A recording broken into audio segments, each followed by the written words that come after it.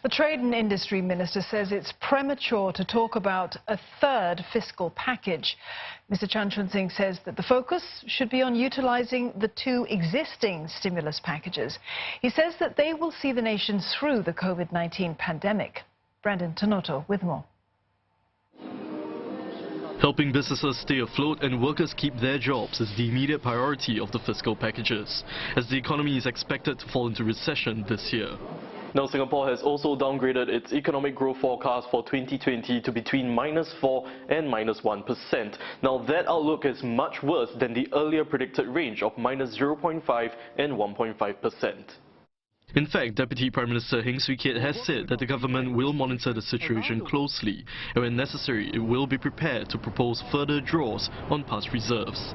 For now, Trade and Industry Minister Chun Sing said the focus is on making use of the available schemes.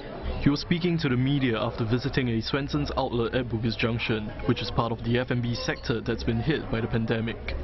I think at this point in time, it's premature to talk about the third package, but it's better for us to focus on utilising the first package, which is the budget 2020, and the supplementary budget 2020, and see how we can best make use of the available resources to protect the jobs of our workers and to maintain the businesses that we have at this point in time.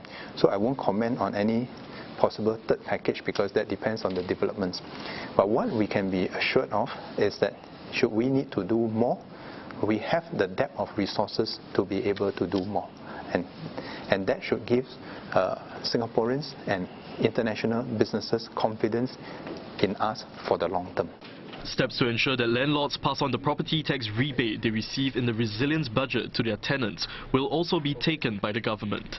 But Mr. Chan said it is difficult for the government to give a mandate to ensure this because of the different types of rental arrangements that currently exist between landlords and tenants. This is the reason why it's not so easy for the government to intervene and say that everyone should follow this particular formula, because in existence there are a plethora, a range, a spectrum of formulas that they use to do their calculations. And our advice to both sides, the tenant side and the landlord side, is that both sides must see each other as a long-term partner. Both sides cannot take a short-term perspective in this. It must be, the spirit must be that in good times we share the benefits, in tough times we share the pain. Now, if both the landlords and tenant can work together, then we are much nearer to a solution. But this is still work in progress. The resilience budget will draw $17 billion from past reserves. That's more than triple from the last time Singapore dipped into its coffers during the global financial crisis.